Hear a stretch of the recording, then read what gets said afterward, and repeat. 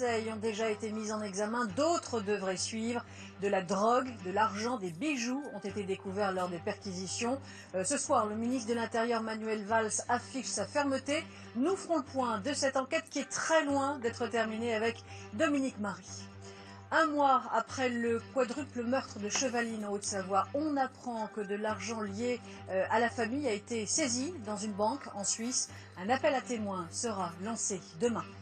Notre enquête du vendredi s'intéressera ce soir à un géant particulièrement discret de l'agro-industrie, inconnu du grand public. Sophie Protéol était prêt à racheter le volailler doux. Il est surnommé par certains la pieuvre. Avoir une carte bancaire coûte de plus en plus cher, c'est ce que révèle une étude. Nous verrons que Sophie Protéol, ce nom, vous l'avez peut-être entendu lors du dépôt de bilan du volailler doux.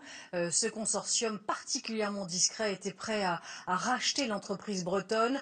Sophie Protéol, un géant français de l'agro-industrie. C'est l'enquête du vendredi signée Jérôme Bazin et Michel Anglade.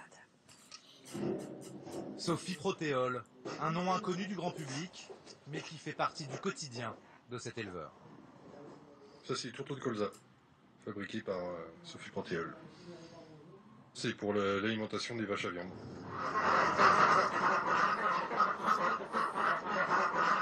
Ça, c'est pareil, c'est de l'aliment pour nos volailles. Sophie Protéol, il est bien présent sur toute la filière animale française. Du bovin à la volaille, au lapin, au cochon, tous les animaux qui peuvent exister. Des filiales dans tous les secteurs de l'élevage, mais pas seulement. Ceux qui se méfient de Sophie Protéol l'appellent la pieuvre. Ils font plus du tout partie du monde agricole, c'est des businessmen. C'est des businessmen. 6,5 milliards d'euros de chiffre d'affaires. Sophie Protéol dirige aujourd'hui un vaste consortium agro-industriel. Génétique, alimentation, chimie, des sociétés dans toute l'Europe, aux États-Unis, en Afrique et jusqu'en Malaisie. Un succès spectaculaire pour ce qui n'était que le fonds d'investissement des producteurs de colza français. Au milieu des années 80, cette filière en pleine crise se lance dans un pari audacieux, financer des usines pour transformer son colza en un biocarburant appelé diester. Seul problème, produire ce diester coûte cher. Sans aide, il n'est tout simplement pas rentable.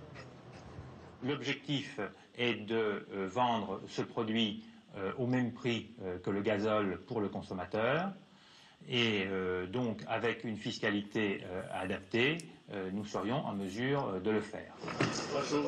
Message reçu, l'État va donner un coup de pouce décisif à ce nouveau débouché agricole, avec une fiscalité très avantageuse, puis en rendant obligatoire l'ajout de diester dans le gasoil, une décision que l'industrie pétrolière a aujourd'hui encore du mal à digérer.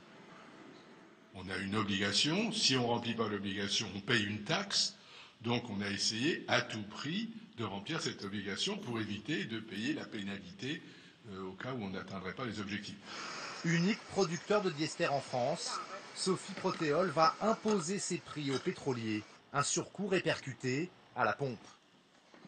C'est ce que dénonce la Cour des comptes dans un rapport au vitriol paru en 2011.